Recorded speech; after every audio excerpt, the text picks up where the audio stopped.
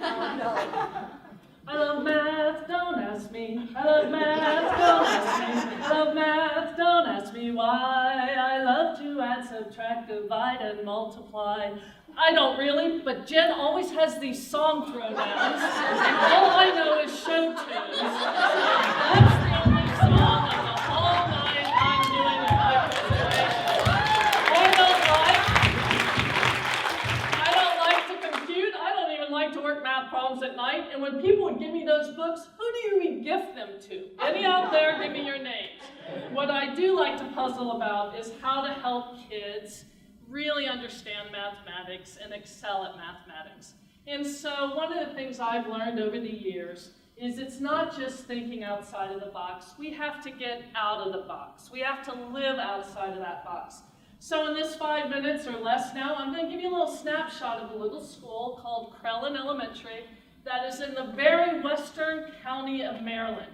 It was a former mining community. And you can see some of the awards that they've won in the last 12 years that I've known them and worked with them, and these are just a few of them.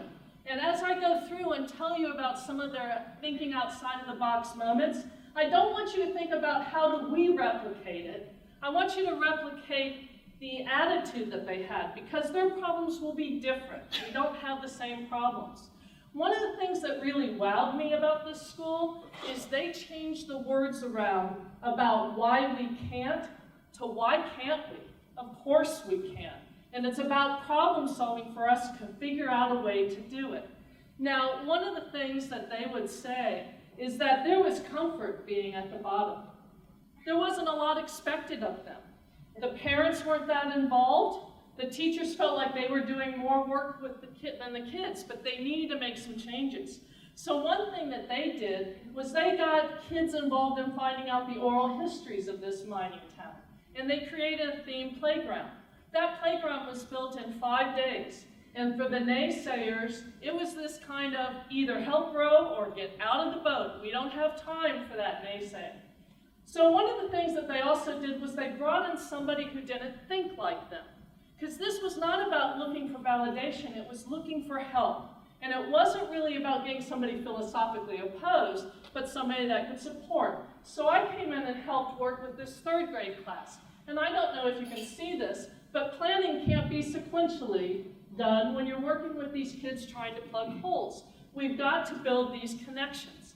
Another thing that we did was I didn't give any quizzes or tests until January. Now, an interesting thing happens when you don't do that. You come in January and the kids go, hey, can we have a quiz today, Dr. Atkins? And I start arguing with 3rd graders about giving them quizzes. At the end, they won, and over a 2-week period, I gave them 5-question quizzes, 10-question quizzes, 20-question quizzes. And it wasn't about a grade, it was about them showing what they understood and me figuring out where we still need to focus our attention. The other thing that happened was teachers huddle in the hallway every day at the end of the day and talk about what's happening and their challenges and their struggles. The district did a PLC initiative with all these nice protocols that they instituted. They tried to put a school that was very successful back in the box. Now this principal and these teachers, if children don't show up at school, they go to their house and they pick them up. They give them the phone number. They want kids at school and they want them to know it's important. So they are there helping them.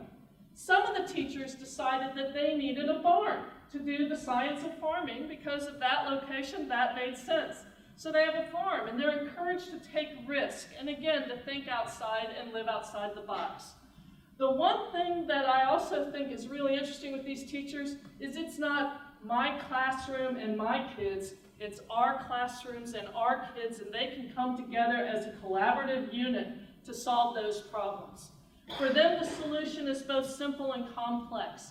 It's keeping their eyes on the kids and getting the kids to think in spite of what the district may mandate or the state may mandate. It's actually trying to do what is best for kids. So when you start to think about why we can't, think about why can't we? Of course we can. And it is the ultimate problem-solving experience. It requires persistence. It requires perseverance. It requires us to think outside the box, and the payoff, well, who can say it any better than him?